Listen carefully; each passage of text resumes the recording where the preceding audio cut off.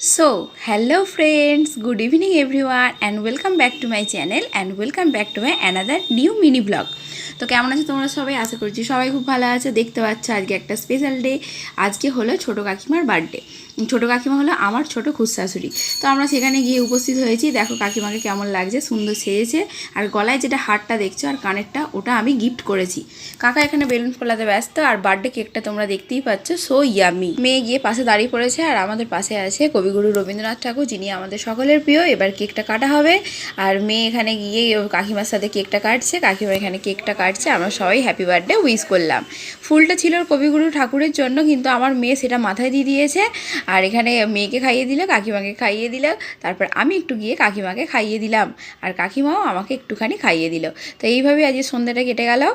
তারপর একটুখানি নাচ গান হলো, সবাই মিলে একটু আনন্দ করলাম। বাকিরা কেউ আসতে পারেনি। এখানে কেকটা খেয়ে আমরা অর্ধেকটা অলরেডি শেষ করে ফেলেছি।